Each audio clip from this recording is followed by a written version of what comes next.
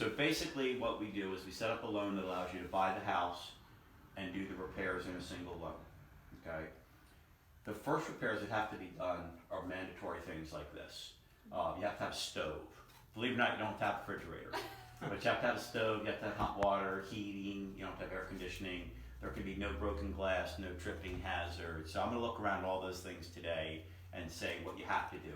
And then if you say, well, you know what, we wanna paint the place because this wallpaper isn't our taste, and we wanna replace the toilet, you can do things what we call the wish list. We can add those things on, and they can all be rolled into the loan, okay? And then we put a 10% contingency on the repairs.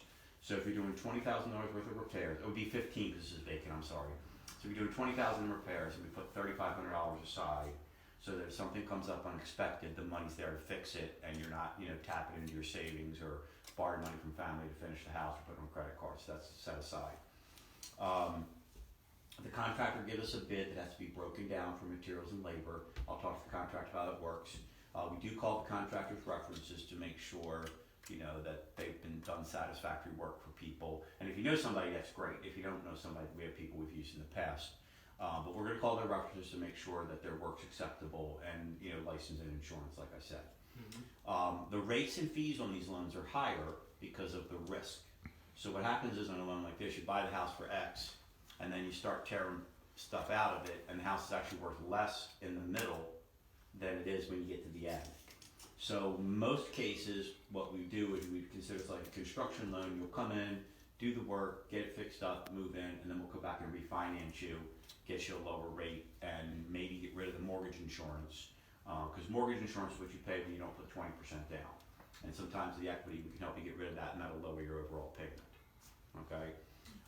When the contractor's paid, the checks come made out jointly to you and the contractor both. Okay, and then you endorse it over to the contractor, and then they have their money for what they do. Depending on the size of the job, will determine if it's a limited, which is $35,000 and under, or a consultant, which is $35,000 and over. Okay. Any other questions? After the 203K loan, do we switch it to a Delaware loan, like a USDA, FHA type deal? Well, the 203K is an FHA loan. It is an FHA. Right. So once we have it finished, we'll see what makes the most sense, because if you have enough equity, a conventional is going to be less expensive than a USDA or a Delaware. Okay. So once we know what the equity position is, which we'll know that up front, because we're going to do an appraisal as if the work is done. So we'll know if you're sitting on some equity right up front, and that may be better if you do just a regular conventional loan, because the MI is going to be a lot less than it is. Because on a USDA it's 0.50, and then plus there's a funding fee too, so that's all money you're financing. So we can look at that when everything's ready. Any other questions? Not yet. Okay, all right, cool.